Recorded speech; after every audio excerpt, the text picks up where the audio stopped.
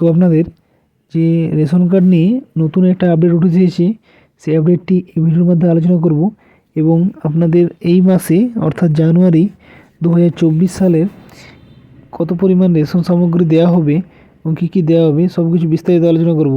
তো তার আগে আপনাদের যে কাজগুলি করতে হবে সেটি হচ্ছে যে ভিডিওতে একটা লাইক দিয়ে লাল মতো সাবস্ক্রাইব বাটনের উপর ক্লিক করে পাশে থাকা নোটিফিকেশান বেলটি অল করে রাখুন, যাতে পরবর্তী ভিডিও সবার আগে পৌঁছে যায়। তো আপনাদের নতুন বছরে যে নতুন একটি আপডেট এসেছে সেটা হচ্ছে রেশন কার্ড নিয়ে।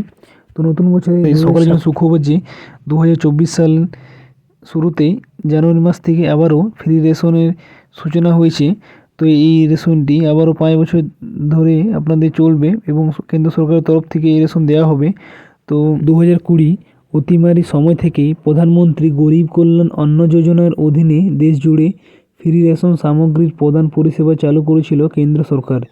তো বিভিন্ন পর্যায়ে সেই সময়সীমা বাড়ানো হলেও চলতি বছরের নভেম্বরের বিনামূল্যে রেশন পরিষেবা বছরের জন্য বর্ধিত করেছে কেন্দ্র সরকার। তো উল্লেখ্য, কেন্দ্র সরকার এতদিন পর পরিবার পিছু বাড়তি 5 কেজি করে রেশন সামগ্রী দিলেও রাজ্য সরকারের পরিবার পিছু 12 কেজি করে রেশন দ্রব্য প্রদান করে থাকে।